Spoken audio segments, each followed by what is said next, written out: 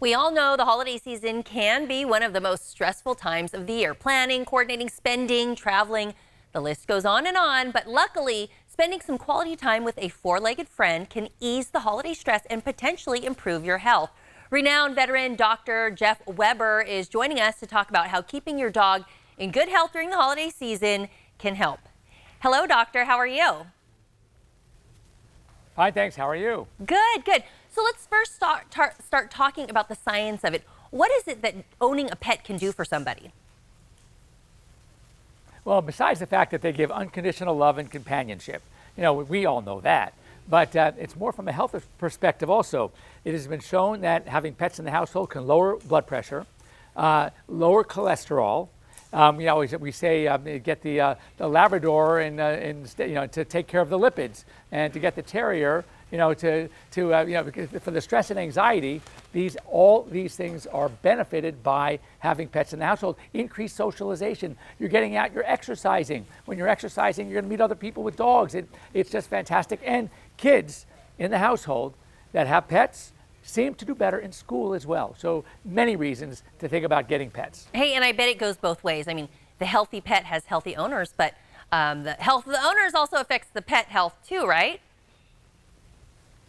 Absolutely, absolutely, because of course they give energy. When they have lots of energy, we have lots of energy. And of course the basics are, and it is with us, we are what we eat. Same thing with our pets. They are what they eat. So we want to think about, what can we do for diet? We want to get good exercise and, of course, preventive health. So let's talk diet for a second. When it comes to diet, we're looking for foods that have animal protein sources as one of their first ingredients. Things like chicken or things like lamb would be great.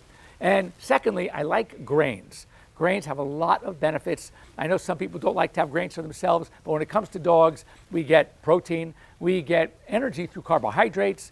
They break down. You want a combination of grains. Some work very fast, like rice and wheat. Others take longer to break down, so it gives us long-lasting energy, like sorghum and barley.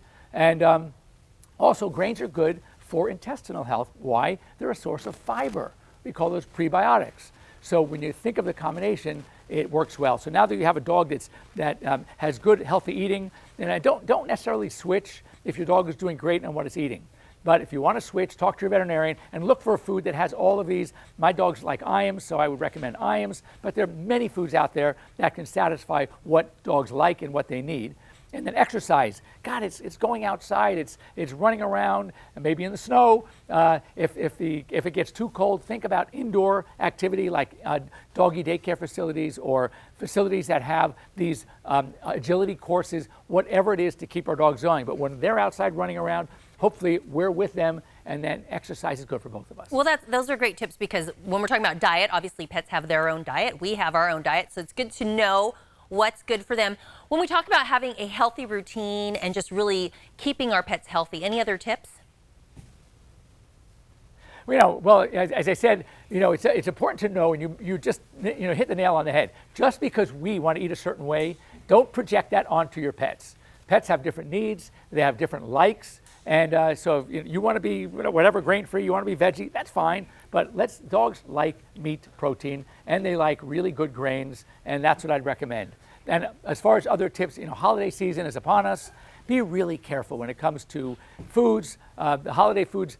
You eat them, don't let your dogs have them. The fats, the grease, the fried foods, the oils, it is very dangerous for our pets. The nuts, the raisins, the chocolate. Again, send me the chocolate, don't let your dogs eat it. And then Christmas trees, and have these great decorations. I have Labradors. One of my dogs is a Lab. He sits in front of a tree with all those balls. He thinks they're tennis balls. He's in heaven. So we got to keep those away. Tinsel, ribbons, things like that. Candles. Animals are so intrigued. We have Hanukkah. We have Christmas. There are going to be candles lit. Be really careful, because cats are intrigued. They might walk up and they just love that flickering light. So anyway, These are where you want to be really careful. Thank you for all those holiday tips. We need to keep those in mind as well. Where can people go for more information? For more information, you can go to iams.com. And since I went to UC Davis for vet school, I love Sacramento. So anyway, I miss it. And iams.com, IAMS. Good stuff, Dr. Weber. Thanks for being here. This interview involves commercial content. The products and services featured appear as paid advertising.